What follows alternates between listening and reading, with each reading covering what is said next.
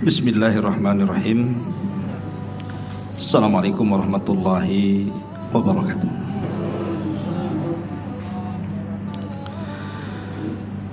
Alhamdulillah, wassalatu wassalamu ala rasulillah wa ala alihi wa sahbihi wa mawalah wa la hawla wa la quwata illa billahi wa ba'du. Alhamdulillah, segala puja dan puji hanya milik Allah subhanahu wa ta'ala. Salawat dan juga salam tetap kita hadiahkan kepada Rasul kita Nabi besar Muhammad sallallahu alaihi wa ala alihi wasallam. Kemarin saya dapat WA, Ustaz tolong pembahasan di besok pagi ini nasihat untuk para suami, gitu WA-nya. Jadi ini nembak saya kan suami juga.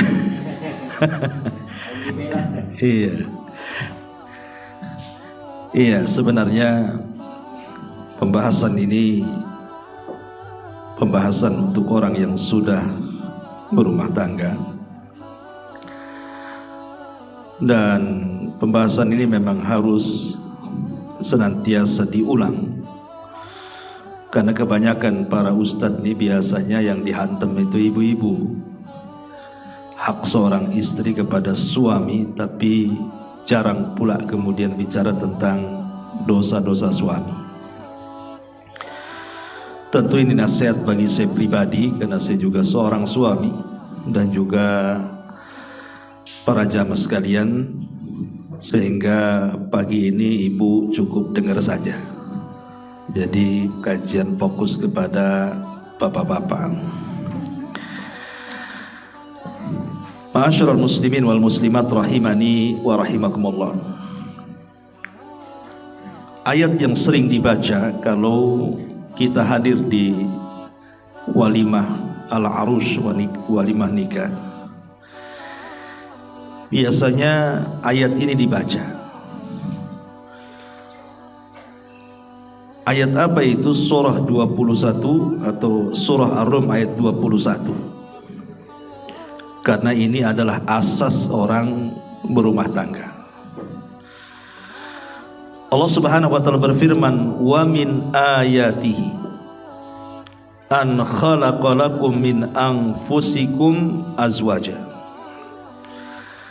litaskunu ilaiha wa ja'ala bainakum mawaddatan wa rahmah inna fi dzalika laayatin liqaumin yatafakkarun." Dan di antara tanda-tanda kekuasaan Allah Azza wa Jalla, Dia menciptakan untukmu istri-istri dari jenismu sendiri, supaya kamu merasa tenang ataupun tentram kepadanya. Kemudian dijadikan di antara dirimu rasa cinta dan kasih sayang. Sungguh pada yang demikian itu benar-benar tanda dari tanda-tanda bagi orang yang mau berfikir. Surah Rum ayat 21. Di dalam ayat ini Allah Subhanahu wa ta'ala menyebut 3 kata. Yang pertama as-sakan, yang kedua al-mawaddah, dan yang ketiga ar-rahmah. Ini 3 perkara inilah yang melandasi setiap rumah tangga kalau ingin bahagia. Yang pertama as-sakan. Sakan itu artinya ketenangan, dan ketenangan itu tempatnya di hati. Rumah tangga kalau sudah tidak ada ketenangan tidak akan bahagia. Syarat rumah tangga senang itu adalah tenang hatinya. Kalau tenang hatinya, suami pun akan senang sama istrinya. Begitu juga sebaliknya. Coba kalau hatinya tidak tenang, hatinya stres, kadang-kadang rumah luas saja Orang tidak suka tinggal di situ. Tapi kalau hati senang, walaupun rumahnya anggaplah reot sempit, namanya tenang hatinya, ya tetap aja tinggal di situ. Dengan bahagianya dia tinggal di situ. Lah ketenangan ini itu bersumber dari dua kata setelahnya, al-mawaddah dan ar-rahmah. Pertama, al-mawaddah artinya cinta, ar-rahmah itu artinya kasih sayang. Cinta itu tidak bisa dilihat karena itu amalan hati, tapi bisa dilihat dari rahmat. Jadi kalau suami ibu cinta itu, lihat apakah dia ada rahmat atau tidak. Karena rahmat itu berkenaan dengan akhlak. Karena orang tidak bisa dikatakan cinta kalau tidak ada rahmat. Banyak suami itu sebenarnya senang sama istrinya, tapi tingkah lakunya zalim. Kan ada tuh. Suami senang sama istrinya itu, cinta, tapi kelakuannya suka menzalimi, entah dengan kata-katanya, kelakuannya dan begitu seterusnya. Tapi dia cinta. Lah dalam bahasa Quran, walaupun dia cinta, itu bukan cinta, karena tidak ada rahmat di sini. Karena rahmat itulah yang menunjukkan tanda cinta. Cinta itu dalam hati, Bu. Kalau ibu ngomong sama suami, kamu itu cinta nggak sih sama saya? Suami tinggal ngomong cinta lah kan itu. Belum tentu itu kan ngomong aja cinta. Karena cinta itu dalam hati, tidak bisa diucapkan dengan lisan. Hanya bisa dilihat dari perbuatan. Apa perbuatannya? Rahmat tadi. Perbuatannya, akhlaknya itu, sayangnya suami kepada istri itu.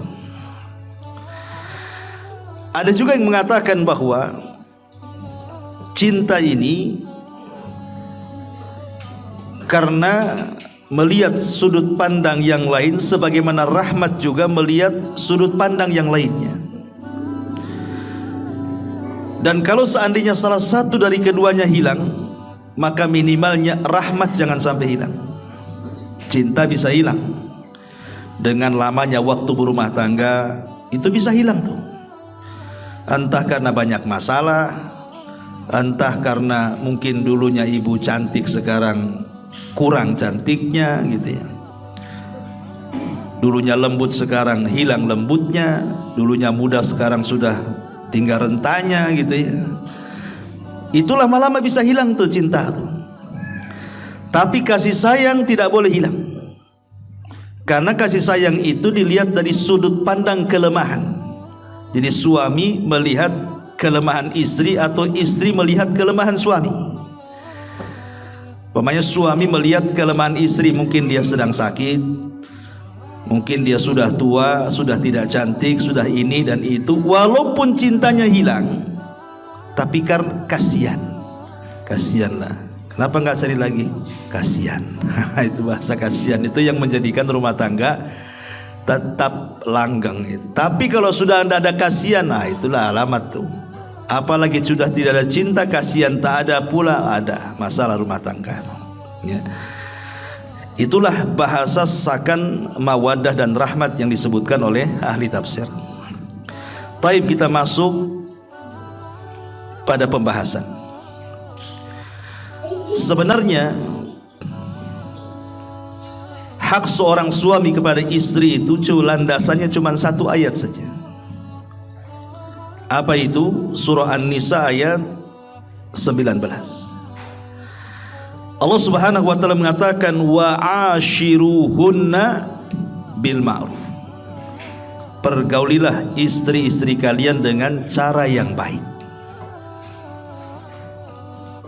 Kalau paham ayat ini, berarti pahamlah seorang suami menjadi suami, bahwa kita disuruh oleh Allah Subhanahu wa taala untuk menggauli mereka dengan cara yang baik.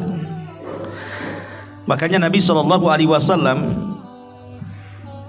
ketika khutbatul wada, bayangkan khutbah wada, khutbah perpisahan itu, artinya setelah itu Rasul meninggal. tentu pesan-pesan sebelum meninggal itu kan tidak sembarang pesan, pasti akan pesan-pesan terbaik yang disampaikan kepada umatnya, karena setelah itu Rasul tidak akan hidup lagi. Lah salah satu pesan yang dipesankan pada khutbah Hajjatil Wada itu adalah istausu bin nisa'i khaira. Istausu, kuwasiatkan kalian, jaga istri-istri kalian dengan baik. Itu nasihat dan pesan Nabi SAW. Saya akan sebutkan beberapa poin yang berkaitan dengan kalimat wa ashiruhunna bil ma'ruf, dan ini bagian daripada hak suami kepada istri. Baru nanti kita cerita tentang dosa-dosa suami. Termasuk minal mu'ashirina bil ma'ruf, termasuk dari seorang suami itu mempergauli istri dengan baik, yang pertama adalah al-kalamu at-tayyibatu. Berusaha seorang suami itu kalau bicara santun. Kita saja kalau ngomong sama orang, sebelum bicara sudah senyum, kemudian ketika bicara ditata pula rapi bicaranya, kemudian memperhatikan perasaan orang, apakah kalau saya bicara tersinggung atau tidak.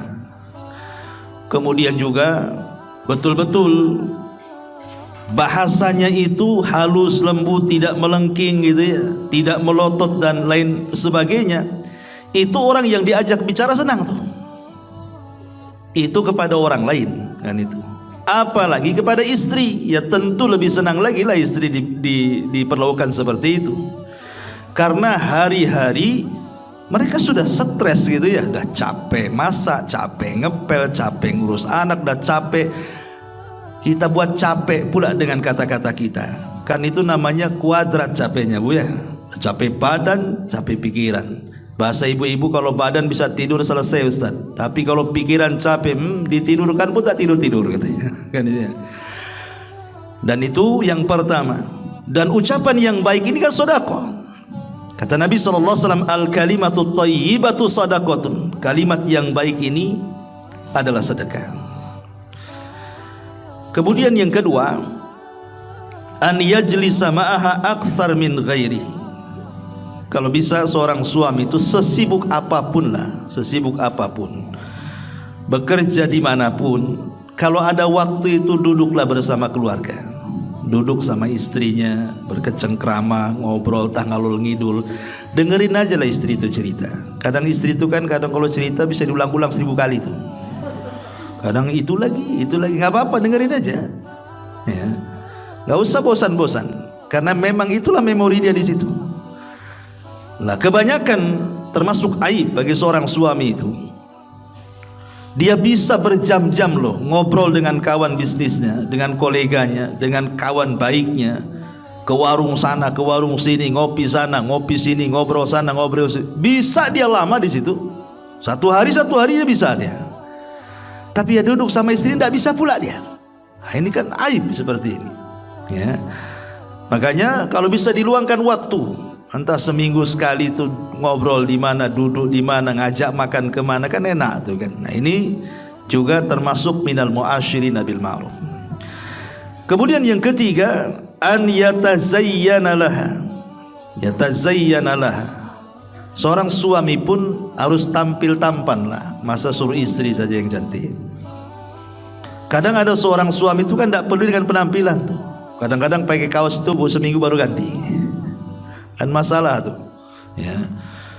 Jadi seorang suami pun tidak perlu harus ditegur istrinya, bang rambut dah gondrong, cukur, nggak perlu nunggu perintah kan. Kita paham diri lah ya. Karena bagaimanapun hak dan kewajiban itu kan sama antara istri kepada suami ataupun suami kepada istri. Walahunna mithlul ladzi alaihinna bil ma'ruf, kata Allah. Jadi kewajiban itu sama. Jadi kalau kita menuntut istri cantik, ya suami pun harus berusaha untuk tampankan itu di hadapan istrinya. Enggak, masalahnya begini Ustaz, ini kalau saya dan istri curiga nih. Bang mau kemana bang? Enggak biasanya katanya kan. Ma'asyiral muslimin wal muslimat rahimani wa rahimakumullah. Ini yang ketiga. Yang keempat, an yusallim idza dakhala al-bait. Biasakan suami dari manapun datang, kalau masuk rumah itu ucapkan salam, supaya tidak ada setan masuk. Ya, baca basmalah, bismillah, assalamualaikum. Ustaz, ada orang, nggak apa-apa, malaikat jawab kok. Apa masalahnya? Malaikat yang jawab salam kita. Ucapkan salam. Ya, jangan main masuk keluar, karena ini akan mengakibatkan setan akan masuk nanti ke rumah kita. Karena mengucapkan salam itu sama dengan mendoakan keselamatan kepada keluarga. Jadi kalau kita mengucapkan assalamualaikum, maknanya kita meminta kepada Allah bahwa keluarga kita itu diselamatkan. Kan luar biasa, ya. Jadi biasakan mengucapkan salam juga. Kemudian yang ke nomor 5, an yahtarim ahlaha. Usahakan hormati keluarga daripada istri. Tapi kalau sudah lama, biasanya yang sudah berakal, sudah lama menikah, sudah berumur, biasanya bisalah menghargai dan menghormati keluarga pasangan itu. Biasanya pengantin baru nih, biasanya anak-anak muda yang semangatnya masih tinggi, emosinya masih meluap-luap, itu kadang-kadang begitu. Dia tidak menghargai keluarga istrinya. Dia tidak paham bahwa istri yang dinikahinya itu dibesarkan oleh keluarganya. Bayangkan dikasih makan, dikasih pendidikan yang layak, dikasih tempat yang layak, kemudian kita ambil dari keluarganya, kemudian kita tidak berterima kasih, akalnya di mana? Makanya harus hormati keluarga istri juga, karena sudah membesarkan dia. Sudah besar kita ambil pula kan gitu ya. Tiba-tiba kita tidak menghargai dia. Aduh, memang ini ya. Jadi hormati keluarga istri juga. Kemudian juga yang keenam, ay an yar'aha idza maridat. Dan kalau seandainya istri itu mungkin lagi sakit, lagi tidak enak badan, rawat gitu ya, dirawat. Utsman bin Affan radhiyallahu an, kenapa dia tidak ikut perang Badar? Utsman bin Affan itu kan tidak ikut perang Badar, padahal perang Badar itu perang penentu tuh, kekalahan dan kemenangan tuh. Sampai pahala orang yang perang Badar itu, kata Rasulullah, i'malu ma syi'tum faqad ghafarallahu lakum. Lakukan sesuka kalian, kata Rasul. Maksudnya bagi orang-orang yang ikut perang Badar, karena Allah sudah mengampuni dosa-dosa kalian. Lah Utsman ditolak oleh Rasul, tidak boleh perang Badar. Kenapa? Karena ketika itu istrinya sakit, Ruqayyah. Nabi minta kepada Utsman, rawat istrimu, tidak apa-apa, engkau tidak usah ikut perang Badar, engkau akan dapat bagiannya, tapi rawat istrimu. Makanya ketika terjadi perang Badar, kemudian pulang, Rasul mendapatkan kemenangan. Memang Allah takdirkan Ruqayyah tidak lama hidupnya. Utsman sudah berusaha merawatnya, tetapi juga usianya tidak lama. Akhirnya kemudian meninggal dunia sepulangnya Rasul dari perang Badar. Syahidnya adalah Rasul memerintahkan Utsman untuk merawat istrinya kan. Maka ini juga sebuah minal mu'asyirin bil ma'ruf, di mana seorang suami berbuat baik kepada istri itu salah satunya adalah merawat istri saat kondisi lemah, kondisi sakit. Ya, sebagaimana Utsman bin Affan radhiyallahu anhu. Ini yang nomor 6. Yang nomor 7, an yusa'idaha fi hali mushkilatiha. Menolong mereka di waktu-waktu mereka sedang mengalami kesulitan. Terkadang ada waktu-waktu istri kan lagi sulit Pak ya, seumpamanya lagi hamil, ya kan, itu kan sulit tuh, jalan susah, tidur susah kan itu, masih juga dibebani, kau nyapu, kau ngepel, kau masak, nanti keguguran baru tahu, ya. Ataupun ketika sedang melahirkan, ini istrinya sedang meregang nyawa, suaminya tah kemana-mana, kan itu. Minimalnya ada di sampingnya, ngasih semangat, ya kan, ngasih motivasi dan begitu seterusnya, karena itu memang butuh motivasi orang-orang yang seperti itu. Ya, ataupun ketika mungkin sudah lahir anaknya masih kecil, itu kan banyak yang diurus tuh. Nah, ini juga harus dipahami oleh para suami. Kemudian juga yang nomor 8, an yasbir 'alaiha 'ala kusulil fitri. Nah, ini penting. Suami itu harus sabar kepada istri karena ada kekurangan-kekurangan fitrah yang ada pada istri dan itu tidak ada pada suami. Ingat, wanita itu ada kekurangan. Kekurangannya dua. Satu agamanya, satu lagi akalnya. Jadi dua perkara ini ada pada setiap wanita. Kurang agama dan kurang akal. Secerdas apapun wanita, pasti kurang dua ini. Pertama di agamanya. Makanya kenapa kemudian istri itu dijadikan istri itu untuk menyempurnakan kepemimpinan suami, tapi suami menyempurnakan istri itu untuk menyempurnakan perasaan istri yang kurang tadi. Pertama agama, karena ada waktu-waktu tertentu wanita itu datang bulan, datang haid, kurang agamanya, dia tidak sholat, ya, dia tidak puasa, banyak perkara-perkara terhalang gara-gara haid. Itu namanya kurang agama. Yang kedua kurang akal, karena lebih mengikuti perasaan, maka tampillah suami untuk menyempurnakan perasaannya itu. Lah salah satunya adalah hadis Nabi SAW yang mengatakan ketika diperlihatkan neraka, apa kata Nabi SAW?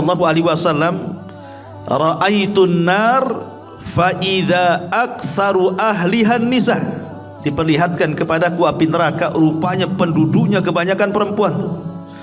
Jadi penduduk neraka itu kebanyakan mama tuh, ya. Jadi Nabi SAW ditanya oleh para sahabat, lah kok banyak mama di neraka ini, kenapa? Apa mereka tidak sholat? Sholat. Mereka tidak puasa? Puasa. Mereka tidak sedekah? Ahli sedekah malah. Mereka tidak sholat malam, sebagian mereka ahli sholat malam. Lah kenapa kemudian mereka bisa masuk neraka? Maka Nabi SAW menjawab, fa innahunna yakfurnal ashir.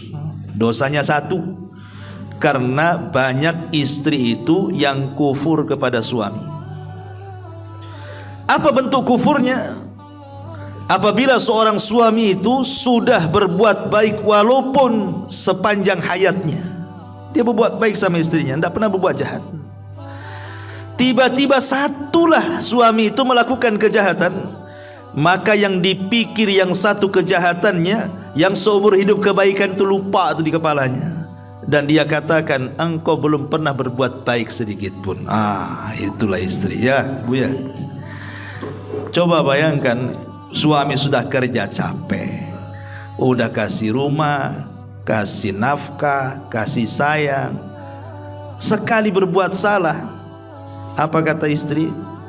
Memang gak ada perhatian abang ini. Lah anak 10 gak diperhatiin.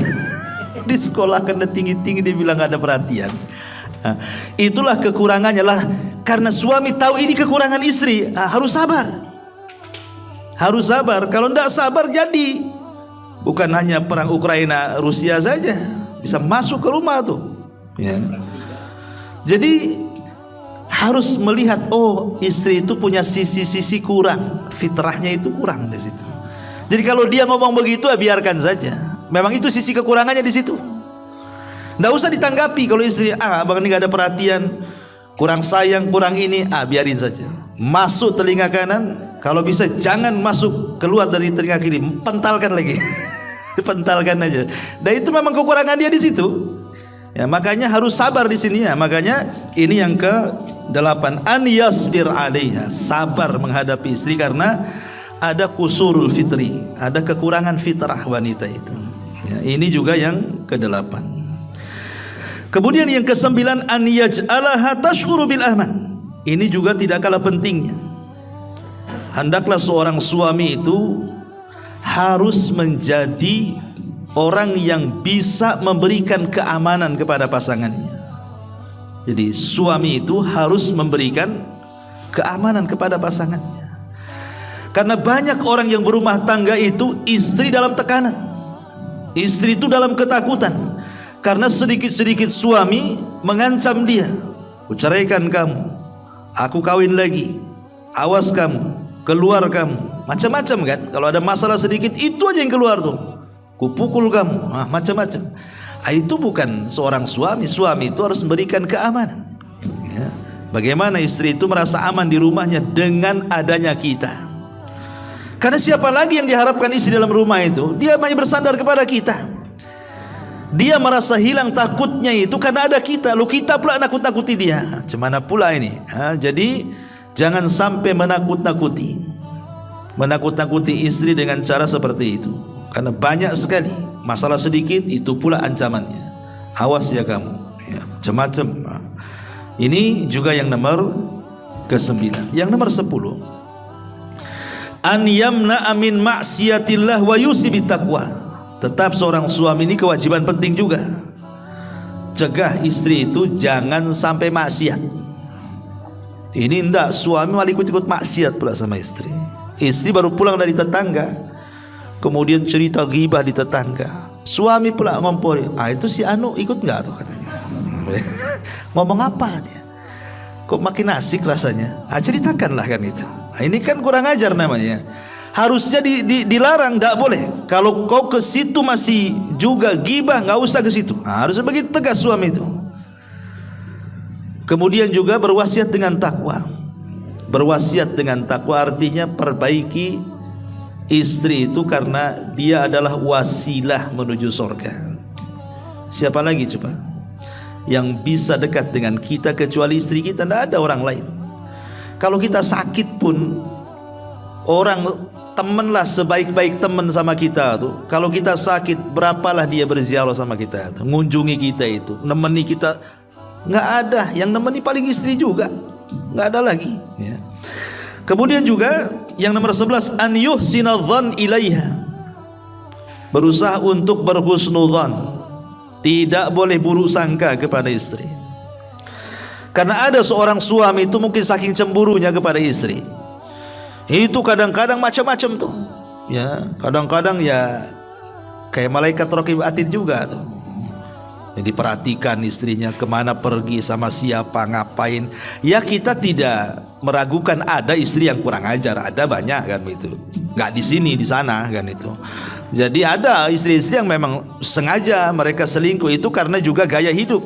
Mungkin dia karena bekerja di luar, kemudian nengok laki-laki lain kok lebih hebat dibandingkan suaminya, akhirnya mulai dari ketertarikan, dan itu khianat, tidak boleh, ya.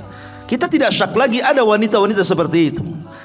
Tetapi hukum asal seorang suami pun harus berhusnudzon kepada istrinya. Pemanya istrinya mau keluar, bang saya izin mau ke tetangga, ya nggak masalah, silahkan kan itu. Kita berhusnudzon saja, jangan kemudian suudzon. Kemudian juga yang nomor 12, an yahfad haibataha amaman nas. Seorang suami juga harus paham istri itu punya wibawa, jaga wibawanya.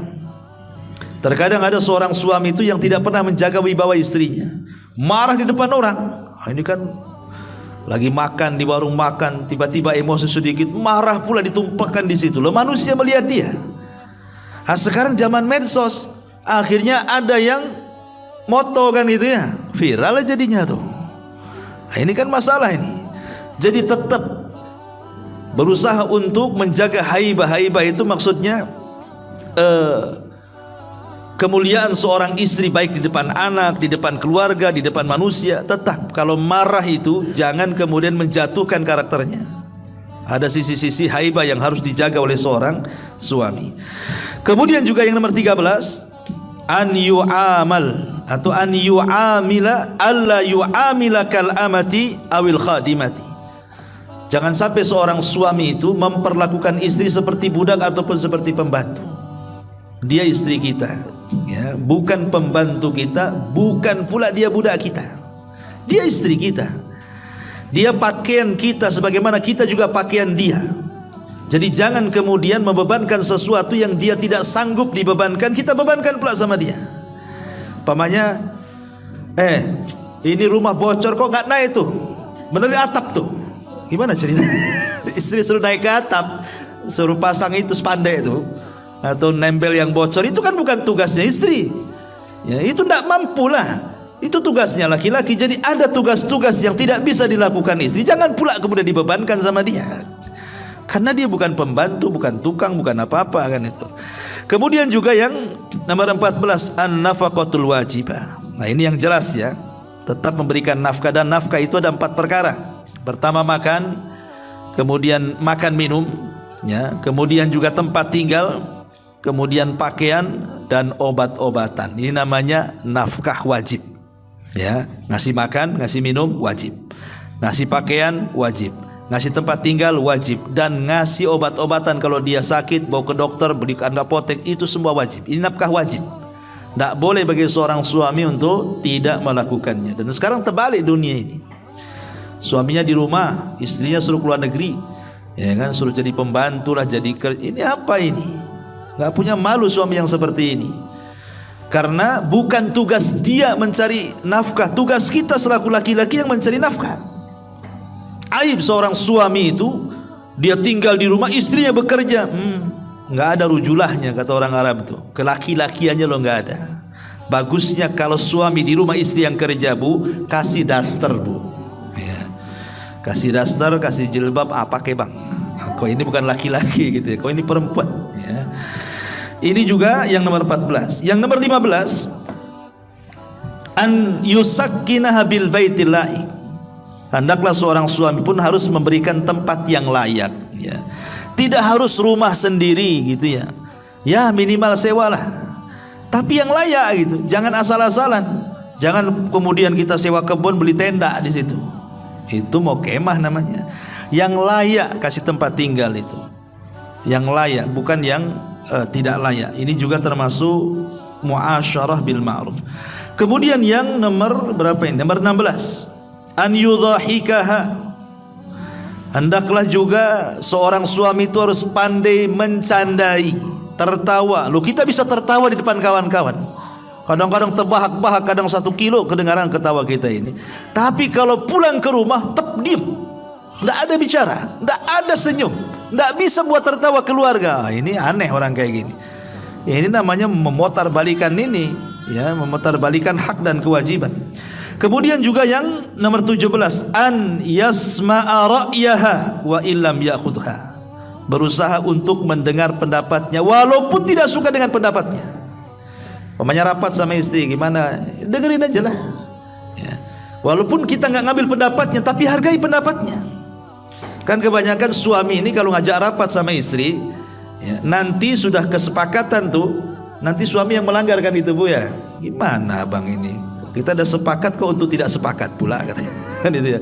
Jadi tetap kita dengar pendapatnya walaupun tidak mengambil pendapatnya, karena menghargai pendapat istri itu adalah salah satu dari min mu'asyirati bil ma'ruf. Kemudian juga yang nomor 19, an yura'i mas'alatad din. Hendaklah memperhatikan masalah agama. Jadi seorang suami tidak bisa diam saja, tetap nyuruh istrinya juga belajar. Tapi di Batam ini aneh, kalau saya lebih banyak ikuti kajian-kajian itu umahat aja yang ngaji, bapak-bapaknya tak ada. Oh enggak Ustadz, karena ibu-ibu itu banyak nganggur, makanya bisalah pagi ngaji, siang ngaji, sore ngaji. Mungkin bapak-bapak itu malam, enggak juga, malam juga tak hadir orang tuh. Gitu kan itu. Jadi memang enggak bisa, harus balance juga lah. Suami belajar agama, nyuruh istri juga harus belajar agama, karena agama ini yang membimbing keduanya. Agama yang membimbing keduanya. Kemudian juga yang nomor 20, an ya'dzana bil khuruj ilal masjid. Seorang suami juga tidak boleh melarang istri itu untuk keluar ke masjid. Kalau sudah memenuhi syarat dia ingin ke masjid, silahkan ke masjid, ya, jangan dilarang. Termasuk juga an yazura ahlah. Tidak boleh melarang seorang suami istri ziarah ke keluarganya, nelpon keluarganya, ngirim keluarganya, ngobrol dengan keluarganya, datang kepada keluarganya. Tidak boleh, ya, tidak boleh melarang. Itu bagian daripada silaturahim, ya, tetapi juga harus tahu diri juga, bukan seterusnya kan itu, sekali-kali kan itu. Kemudian juga yang nomor 21, 23, 20. Oh, saya kekurangan 20 sekarang. An yasmura fi kulli usbuh. Yasmur itu artinya ya ngajak jalan lah bahasa kitanya ya, mungkin ngajak jalan, ngobrol berdua, entah kemana, entah ke pantai, entah ke apalah bahasanya, mungkin seperti itu yang saya pahami ya. Nah, ini juga penting, kadang-kadang kan ada bahasa-bahasa yang tidak bisa dibicarakan di rumah. Ini kalau kita sudah di rumah mungkin karena terlampau banyak masalah ataupun sibuk dengan pekerjaan rumah, kadang-kadang lupa mau dibicarakan itu, atau kadang-kadang mau dibicarakan gak keluar, berat gitu ya. Tapi kalau keluar berdua, kemudian ke pantai kemana, kadang-kadang unek-unek tuh keluar tuh kadang-kadang tuh ya, mungkin seperti itu. Kemudian juga yang seterusnya, nggak usah pakai angka, alla yaghiba aktsar min sittati ashhur. Tidak boleh suami ini kalau pergi ninggalin istrinya lebih daripada 6 bulan. Pamannya bapak-bapak ini kerja di mana, di perahu atau di manalah di luar negeri, itu tidak boleh lebih daripada 6 bulan. 6 bulan balik ya, kecuali kalau memang ada kesepakatan, istri tahu memang kontraknya 2 tahun mau diapakan dan istri redho kan gitu. Tapi kalau istri tidak redho, kemudian di atas 6 bulan dia minta cerai, itu hak dia. Istri tidak mau nih, saya nggak mau bang pisah dengan abang, apalagi sampai di atas 6 bulan. Kalau abang di atas 6 bulan nggak pulang, saya cerai aja lah, nggak masalah ya, karena memang batas seorang istri ditinggal suami safar itu paling lama 6 bulan, nggak boleh lebih dari 6 bulan, kecuali ada kesepakatan ya. Ini juga harus dipahami. Kemudian juga an yahjura alla yahjur idza tasyajar. Jangan mudah kemudian meninggalkan istri begitu saja hanya gara-gara perselisihan. Kadang-kadang suami ini kalau ada masalah les hilang, handphonenya di nonaktifkan, bahkan diblokir, beberapa hari pula tak pulang dia. Nah, ini melampau ini. Kemudian juga alla yakhruj fi waqtil iddah. Kalau memang sedang terjadi perceraian dan itu baru talak pertama, berarti masih keluar masa idahnya ya, masih dalam masa idahnya. Kalau dia wanita yang sedang haid berarti 3 kali sucian, anggaplah 3 bulan ya. Tidak boleh kemudian seorang suami keluar ataupun mengeluarkan istri dari rumah, karena hakikatnya wanita yang masih di masa iddah itu masih istri kita, masih istri tergantung namanya. Apakah kita mau rujuk ataukah mau pisah, tapi kan posisi dia masih istri, nggak boleh kita keluar ataupun mengeluarkan dia. Nah, ini juga salah satu adab yang dipahami. Termasuk juga kalaupun terjadi perceraian dan punya anak, tetap tanggung jawab suami itu, walaupun sudah mantan, maka dia tidak terputus dengan kewajiban berikan nafkah kepada anaknya. Harus sampai dia besar, itu kewajiban bapaknya, bukan kewajiban maknya. Walaupun maknya nikah lagi, walaupun suaminya menikah lagi, tetap yang namanya anak-anak, nafkah wajib diberikan kepada dia. Dan begitu seterusnya. Inilah diantara adab-adabnya ya. Nah, kita masuk pada poin yang kedua. Apa saja dosa-dosa para suami ini? Ya termasuk saya kan itu ya, termasuk antum semuanya atau yang mendengarkan kajian ini, tolong perhatikan. Ini dosa-dosa kita nih bapak-bapak nih. Ma'asyiral muslimin wal muslimat rahimani wa rahimakumullah. Yang pertama, tidak memberikan nafkah. Banyak para suami itu tidak memberikan nafkah, sehingga banyak istri-istri yang juga mengeluh ke saya tuh, suami saya tidak tanggung jawab Ustaz ya, saya pula suruh kerja, padahal itu kerjaan dia nganggur, tidur aja di rumah kerjanya. Ini dosa suami. Suami tidak boleh melakukan hal ini, aib bagi anda. Berikan nafkah, makan, minum, pakaian, tempat tinggal dan obat-obatan. Itu kewajiban kita bapak-bapak. Kalau tidak berdosa, berdosa. Kafa bil mar'i ithman an yudhayyi biman yakut, kata Rasul. Cukuplah orang itu dikatakan berdosa ketika dia melantarkan orang yang wajib untuk diberikan nafkah. Ini yang pertama. Kemudian yang kedua, seorang suami berani mengambil harta istri. Kan ada itu suami itu istrinya kerja, suami tak kerja, dia minta pula uang sama istrinya. Mana hasilnya? Atau mungkin dengan cara khilah lah umpamanya, memang tidak kasar mintanya, tidak keras, tetapi dia berdusta. Bisa nggak ya pinjam dulu deh, inilah itu gemulai supaya dapat kan? Nggak boleh, karena harta istri solid milik dia, nggak ada hak kita di situ. Tapi kalau harta kita ada bagian istri. Tapi kalau harta istri nggak ada bagian kita, kecuali kalau dia berbuat baik sama kita ngasih. Kalau dia tidak mau ngasih, jangan dipaksa. Kalau kita maksa itu namanya maling, ya. Maka tidak boleh kemudian seseorang suami mengambil kekayaan atau harta istri yang memang dia dapat dari jerih payahnya, baik dengan cara zalim, dengan cara dusta, dengan cara paksa. Naudzubillah. Ya, ini dosa juga nih, tidak boleh. Kemudian juga yang nomor 3, memaksa istri untuk tinggal di rumah orang tuanya. Umpamanya kita yang laki-laki ini punya orang tua, karena kasihan dengan orang tua sendiri, dipaksanya istri, kau harus tinggal sama ibuku, sekalian jaga dia. Nggak boleh memaksa istri untuk tinggal di rumah orang tua suami, kecuali kalau seandainya kita minta dengan lembut, tolonglah deh, ini orang tua kita kan udah lemah, sering sakit-sakitan, bisa enggak sementara waktu tinggal? Itu tidak masalah, itu kan kebaikan, ya. Tapi kalau suami maksa, kau harus tinggal di situ, kalau enggak aku ceraikan kamu. Ini dia ngeri nih, ya.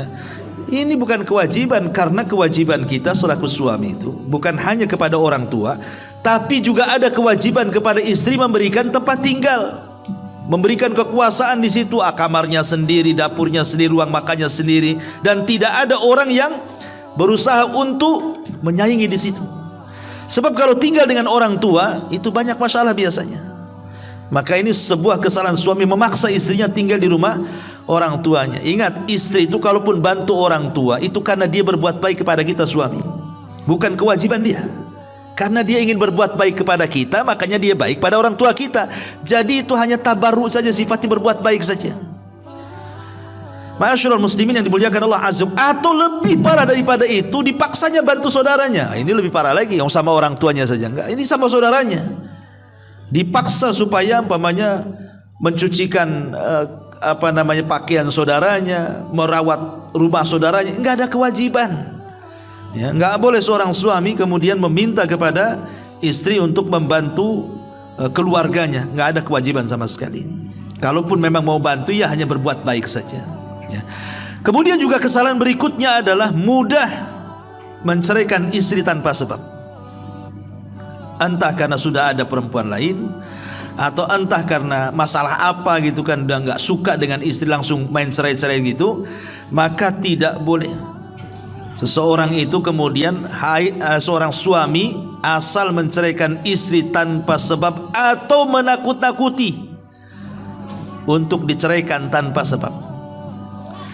Kalau ada sebab nggak apa-apa. Seperti Rasul itu kan menakut-nakuti menceraikan istri karena sebab. Contoh umpamanya, Nabi ini kan sudah berusaha nih ngasih nafkah sama istri-istrinya, tapi ada sebagian istri yang kurang terima, akhirnya demo sama Nabi, minta tambahan belanja. Nabi sudah berusaha kan begitu. Bayangkan istri Nabi aja minta tambahan belanja loh Pak. Ya, saya kira ibu-ibu lebih parah lagi kan itu ya. Ya. Iyalah tahu, jelas gitu. Tengok penampilannya. Intinya bahwa kalau ada sebab ya tidak apa-apa. Rasul marah kan akhirnya turun ayat kan, kalau mereka in kuntunna turidnal hayatad dunya, menginginkan kehidupan dunia, kasih, habis itu ceraikan dengan cara yang baik. Tapi kalau mereka memilih Allah dan Rasulnya, maka tetaplah bersama mereka. Di sini Nabi SAW menakut-nakutikan istrinya untuk diceraikan gitu. Tapi kan ada sebab. Tapi kalau tidak ada sebab tidak boleh. Ya. Ini juga termasuk dosa suami. Dan yang lebih parah nih dosa suami adalah al-dharbu wa taqbih wa yakhar wa yuhin awitrud minal bait min ajlil ikhtilafat bainaz zawjaini. Yang lebih parah adalah ketika ada masalah sedikit, suami udah main tampar, ya udah main tangan lah bahasanya, kemudian menjelek-jelekan, kemudian menghina dia, kemudian mengusir dia. Ini sudah kelewat, ini tidak punya rahmat ya. Kalau suami suka mukul itu tidak ada rahmat. Karena Nabi SAW tidak pernah memukul istrinya, memukul pembantunya. Pembantunya pun tidak dipukul, apalagi istrinya. Bahkan Nabi SAW terang-terangan loh di hadapan para sahabat mengemukakan kecintaan kepada istrinya. Ketika Nabi ditanya oleh Amr bin As, Rasul, di hadapan para sahabat tuh, Rasul, siapa yang paling Anda cintai, katanya. Nabi SAW langsung bicara di hadapan para sahabatnya, Aisyah. Oh, langsung lantang gitu. Aisyah, itulah wanita yang saya paling cintai. Depan para sahabat, bayangkan kan. Nah, coba Bu, pernah bapak-bapak ngomong itu di hadapan waktu makan di warung SSSD kan? Istri saya yang paling saya cintai. Ada nggak yang ngomong gitu tuh? Nabi lo ngomong begitu di depan orang. Aisyah yang paling saya cintai. Pokoknya bapak-bapak istrinya namanya Jamilah. Jamilah yang paling saya cintai kan itu. Orang mandang semua. Mantap suami ini katanya. Nanti pulang suaminya tuh bang kayak dia tuh. Gitu nanti kan. Jadi contoh nanti. Oh enggak, itu lagi buat konten Ustadz. Itu lain lagi cerita. Jadi intinya bahwa di sini bagaimana Nabi SAW berusaha untuk menghargai, tidak memukul, tidak menjelek-jelekan, tidak memaksa, tidak menghina, tidak mengusir, dan begitu seterusnya. Termasuk dosa suami adalah ya tadi memutus hubungan silaturahim. Diharamkan, kau jangan ngomong sama keluargamu. Kalau kau ngomong, tak kasih lagi, hentikan semua nafkahku, umpamanya. Dia nekan seperti itu supaya tidak berhubungan. Tidak boleh. Tidak boleh seorang suami melarang istrinya untuk ngomong dengan keluarganya, ziarah kepada keluarganya, membantu keluarganya. Karena itu namanya menjadikan sebab pemutus silaturahim. Dan Rasul mengatakan la yadkhulul jannah al-qati. Tidak akan masuk surga orang yang suka memutus silaturahim. Kecuali boleh suami melarang. Jadi bapak-bapak boleh melarang istri untuk menelpon keluarganya, untuk ziarah kepada keluarganya kalau keluarganya jahat, kalau keluarganya tidak bagus, kalau keluarganya akhlaknya buruk, nggak usah. Ya nanti masalah tuh. Karena ada gitu ya keluarga-keluarga yang tidak baik, setelah istri menghubungi mereka terpengaruh, akhirnya dia jadi jahat jadinya. Nah, kalau yang seperti ini karena ada hal kan itu ya, makanya kenapa saya larang kamu nelpon, karena keluargamu itu udah benar. Nah, gitu ya. Tapi kalau maksud benar nggak benernya bukan menurut kita, tentu pandangan syariat kan itu. Kemudian juga di antara dosa suami adalah naudzubillah terkadang dalam hal berhubungan suami istri, ya kan? Dia minta di waktu haid, dia meminta di waktu nifas, dia meminta atau maaf ya dengan cara lewat dubur atau dengan cara yang menjijikan dan begitu seterusnya, maka ini tidak boleh. Ya, tidak boleh seorang suami memaksa seperti itu.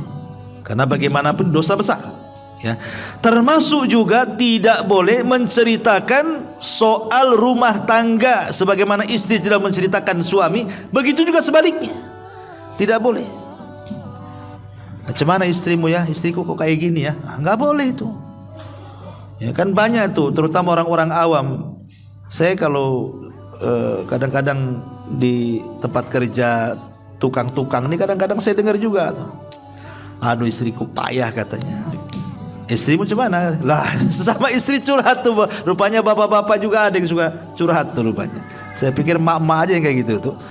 Rupanya ada juga, ndak boleh menceritakan istri kepada orang lain. Cukuplah kita suami yang tahu kondisi mereka. Kemudian juga hajrul az-zawjati fil firasi bal ayyam la hiya mutallaqah wala mutazawwijah. Kadang-kadang kalau ada masalah nih, seorang suami ini membiarkan istrinya tidak dicerai, ya tidak juga dipergaul dengan baik kan. Ada suami yang kayak gitu tuh, dibiarkan istrinya sampai istrinya terkatung-katung kan gitu. Kalau memang statusnya dia janda berarti kan dicerai itu, tapi tidak juga, suami tak menceraikan dia. Kalau dia statusnya memang istri, ya tidak juga, karena tidak memberikan nafkah yang layak bagi dia. Nah, ini ada suami-suami itu yang sengaja menggantungkan istri seperti itu. Ini dosa, tidak boleh. Tegas, kalau mau diceraikan ceraikan, kalau mau lanjut ya perbaiki dengan baik gitu ya. Maka ini juga yang harus dipahami. Dan salah satu juga dosa suami adalah tidak pernah mengajarkan agama, atau tidak mengarahkan kepada agama, atau tidak mengarahkan kepada akhlak al-karimah. Dibiarkanlah istri itu buka aurat, kesana kemari nggak pakai jilbab, ya tenang-tenang saja, itu dayus namanya. Ya, Nabi SAW melaknat tuh laki-laki yang disebut dengan dayus. Kenapa? Karena mereka tidak punya kecemburuan ketika istrinya bermaksiat. Anaknya bermaksiat dibiarkan saja, dayus, tidak boleh, dilaknat oleh Nabi SAW. Ma'asyiral muslimin wal muslimat rahimani wa rahimakumullah. Intinya bahwa dari kewajiban ini semuanya, bahwa selaku suami, tanggung jawab yang paling berat adalah dua. Pertama, masalah agama, yang kedua masalah akhlak. Ini saja sebenarnya, arahkan istri kepada agama dan arahkan istri kepada akhlak, baru akan tercapai apa yang disebut dengan mawaddah. Agama itu mawaddah, akhlak itu rahmat. Ya, jadi kalau seandainya dapat dua-duanya, insya Allah kita akan bisa mendidik istri kita. Kalau tidak, maka tidak. Betapa banyak suaminya bagus agamanya tapi tak bagus akhlaknya. Masalah juga. Ustadz, suami saya udah ngaji loh, bahkan ngaji depan ustadz pula. Nah, itu ada juga istri kayak gitu tuh. Emang kenapa? Tapi itulah kadang-kadang dia masih suka mukul, gak mau kerja, malas, dan itu yang seperti ini kan terjadi nih kan. Udah ngaji, paling depan ngajinya, tapi tidak punya akhlak, makanya rusak. Dari sini kata Nabi SAW, "Idza ja'akum man tardawna dinahu wa khuluquhu fazawijuhu." Kalau ada laki-laki datang melamar anak perempuan kita, kok bagus agamanya, bagus akhlaknya, cepat nikahkan dengan dia. Kalau tidak, rusak anak kita. Kalau tidak, rusak anak kita. Masalahnya di zaman sekarang ini, mungkin karena sudah salah ya ketika menimbang membuat definisi kebahagiaan itu. Kadang orang masih berpikir bahwa bahagia itu ada di harta, bahagia itu ada di pangkat, jabatan, dan begitu seterusnya, bukan di agama. Terkadang ketika kita memilihkan jodoh anak kita itu, yang pertama kali ditanya itu bukan soal agama tuh, justru yang lainnya. Contoh mamanya, ada dua orang melamar anak kita, satu pula dokter, gaji pula besar, rumah pula di Sukajadi, mobil pula mewah kan itu, gaji 100 juta tiap bulan. Yang satu pula anak Jabal Uhud, ya, hafal Quran, hafal hadis, tapi tinggal di Ruli, orang tuanya banyak utang.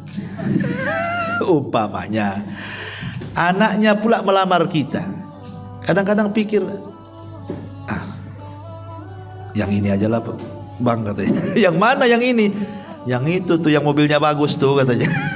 Mesti gitu otak kita kan, karena dipikirnya bahwa itu yang membawa kebahagiaan. Betapa banyak anak-anak yang kemudian dinikahkan dengan orang kaya, dizalimi akhirnya, nangis dia karena tidak sekufu gitu ya.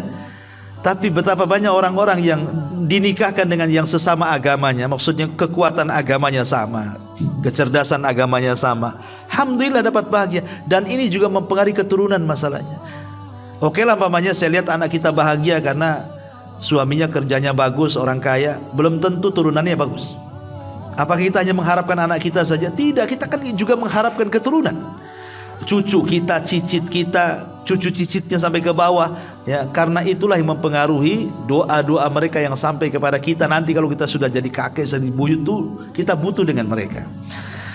Wallahu alam. Saya kira tidak panjang-panjang ya, karena ini pun ada Pak Edi bilang tadi jam 12 ada mau dipakai tempatnya. Kita buat tanya jawab saja kira-kira 10 menit, baru kita berhenti. Silahkan kalau ada yang mau bertanya.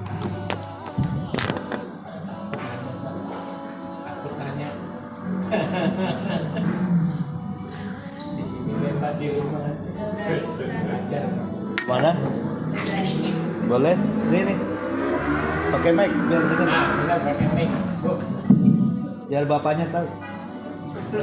Biar dicatat sama bapaknya. Ini bapaknya ketawa, mawas.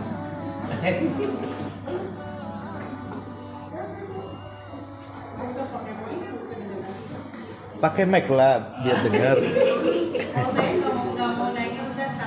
Oh. Ya udah, nanya lo pakai WA aja lah ya. Gimana?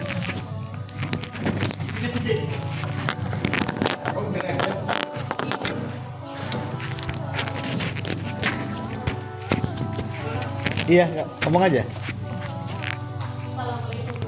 Waalaikumsalam warahmatullahi wabarakatuh.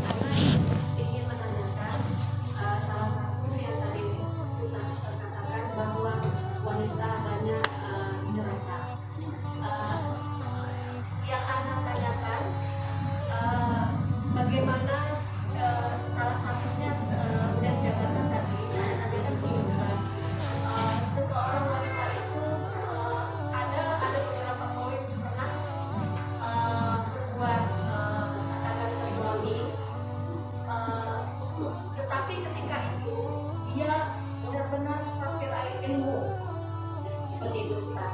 Dia belum memahami bagaimana ilmu utamanya dalam rumah tangga yang mendapat keberkahan dari Allah gitu. Jadi intinya wanita itu belum memahami Ustaz. Bagaimana menurut Ustaz?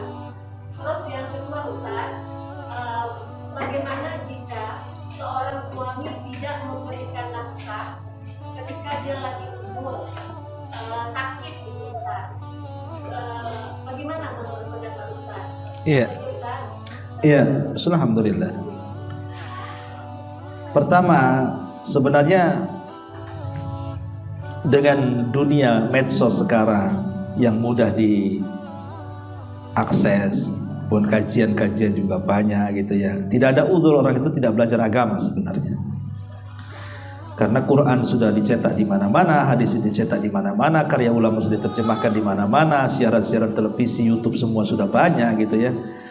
Artinya kan dia tidak mau belajar agama itu karena kemalasan dia, bukan karena tidak ada wasilah untuk belajar. Malas dia kan. Kalau dia nggak malas pasti belajar, entah lewat YouTube, televisi, lewat buku, lewat macam-macam kan itu ya. Oke lah itu. Pertanyaannya kan bagaimana kalau dia orang awam? Dikorelasikan dengan hadis bahwa kebanyakan mama itu banyak di neraka gitu karena dosa lisan. Jadi sebenarnya ibu-ibu itu masuk neraka cuma satu, dosa lisan. Lisannya itu yang harus dijaga. Karena biasanya Nabi SAW itu kalau ditanya soal dosa lisan mesti contohnya mama. Jarang bapak-bapak dicontohkan tuh. Contoh dalam hadis Bukhari yang dikeluarkan oleh Imam Bukhari, bukan dalam Sahihain tapi dalam kitabnya Adabil Mufrad. Dari hadis Abi Hurairah radhiyallahu an, ada seorang sahabat bertanya kepada Rasul, inna fulanatan taqumul laila wa tasumun nahar wa tasaddaqat bi fuduli amwaliha wa taf'al wa taf'al. Rasul, ada loh mak-mak tuh kalau sholat rajin, kalau puasa rajin, sedekah rajin, semua rajin ibadahnya. Tapi satu pula si mak itu kekurangannya. Walakin tu'dhi jiranaha bilisaniha. Tapi lisannya itu suka kali nyakiti tetangganya. Apa kata Rasulullah? La khaira fiha, wanita itu loh tidak ada kebaikannya. Bal hiya min ahlin nar, bahkan dia layak masuk neraka. Coba bayangkan. Dosanya kan satu, dosa lisan tuh. Nyakiti sama tetangga. Itu saja sholat malamnya tidak diterima, sholat ininya sholat sunnahnya, puasa sunnahnya, sedekahnya, kebaikannya. Ini sama tetangga, cemana sama suaminya. Sama tetangga juga kayak gitu tuh hukumannya. Cemana pula sama suaminya. Lebih parah lagi hukumannya. Nah, jadi kalau seandainya memang sudah terjadi, ya tinggal bertobatlah, minta ampun kepada Allah Subhanahu wa taala, kemudian minta keridhaan suami. Dan biasakan supaya jangan kekurangan fitrahnya itu nampak kali, Bu. Biasakan ibu redha dengan pemberian. Kata Nabi kepada Abu Hurairah, irda bima qasamallah lak. Redhalah dengan pemberian Allah kepadamu. Ya, kadang-kadang orang kalau sudah beriman dengan takdir, insya Allah mungkin kata-kata yang buruk itu ngurang lah biasanya. Ya, kalau orang sudah yakin dengan takdir, ya sudah mau diapakan suami saya kayak gini. Yang jelas saya berusaha nasihati. Nah, dia rela dengan takdir. Mungkin sudah takdir Allah. Apalagi kata-katanya gitu saja kan. Ya, dan jangan ngomong kalimat lau seandainya aku tak kawin dengan kamu sudah bahagia. Kata siapa? Ya, bisa saja kalau seandainya kawin dengan orang lain lebih sengsara. Nggak ada, ini sudah takdir. Itu lau ini kalimat setan yang diucap. Tapi katakan kul qaddarallahu wa masyafa. coba saya nggak nikah dengan kamu, saya nikah dengan dia, udah senang hidupnya. Nggak, belum tentu. Belum tentu. Ya. Jadi ini yang pertama ya. Jadi kalau memang orang awam karena keterbatasan ilmu, belajar supaya dia paham. Kemudian yang kedua apa tadi? Ya kalau suami sakit, istri yang cari nafkah. Kalau suami sakit, istri yang cari nafkah. Dan istri mendapatkan 2 pahala. Pertama, pahala memberikan sedekah kepada suami. Ya. Itu yang pertama. Yang kedua, dia pun melaksanakan hak dan kewajiban. Yang namanya keluarga ini kadang-kadang ya, kalau suami lagi sehat, istri bisa senang lah. Tapi kalau suami tidak sehat, artinya contoh kisah Nabi Ayub. Siapa yang mencari nafkah? Istrinya. Karena Nabi Ayub terbaring, tidak bisa bangun dari tempat tidurnya. 18 tahun. Istri yang ngasih nafkah. Sampai terakhir ketika orang-orang tahu bahwa dia istrinya Ayub, sampai nyamar loh istrinya Nabi Ayub. Itu orang tidak tahu kalau istrinya Ayub. Tapi lama-lama orang tahu, akhirnya jijik. Karena takut membawa penyakit Ayub dan ditularkan ke yang lainnya. Terpaksa dia potong rambutnya. Dan di zaman itu motong rambut aib. Ya kita tahu bahwa di zaman ibu-ibu masih kecil aja kan, kalau rambut dipotong kan bisa dijual untuk gelung. Di zaman dulu belum ada rambut palsu zaman sekarang kan. Kalau sekarang kan macam-macam rambut palsu, dari rapia pun ada. Ya. Jadi Nabi Ayub marah lah. Kenapa kau potong? Nah, itu dia cerita. Karena susah cari pekerjaan, terpaksa dipotong, dijual. Ya, disangkanya istrinya itu berbuat hal-hal yang tidak baik. Makanya Ayub marah dan bersumpah, kalau aku sembuh ku cambuk kau 100 kali. Ya. Akhirnya betul-betul sembuh. Rupanya niat istrinya baik. Bingung sudah nazar, cemana nyambuknya nih 100 kali. Akhirnya dikumpulkan lidi 100, sekali cambukan aja. Nah, itulah cara nyambuknya. Karena kasihan. Tapi lihat di sini yang cari kerja siapa? Istri. Jadi istri itu boleh mencari kerja dalam kondisi darurat seperti ini. Kalau suaminya sudah stroke, nggak bisa gitu kan, terpaksalah dia cari nafkah, dan dia dapat 2 pahala. Pahala selaku istri dan pahala dia bersedekah kepada suami. Tapi kalau seandainya suami sehat, kemudian ibu suruh kerja, jangan mau. Kalau tak mau, tak makan Ustaz. Gimana pula nih? Ya itu kewajiban suami. Ya, nasihati, kamu yang cari makan bukan aku gitu kan. Jadi itu yang harus dipahami. Kalau memang suami dalam kondisi tertentu tidak bisa bekerja, ya dengan terpaksalah istri cari nafkah. Ya maksudnya cari nafkah yang jelas, yang halal, yang boleh dengan syarat-syaratnya kan. Bukan asal mencari nafkah, karena terbatas seorang wanita mencari nafkah dengan laki-laki mencari nafkah itu beda, geraknya itu beda. Kalau laki-laki kan geraknya banyak, kalau perempuan kan ada syarat-syaratnya, nutup aurat, tidak boleh ikhtilat, ini macam-macam kan. Wallahu a'lam.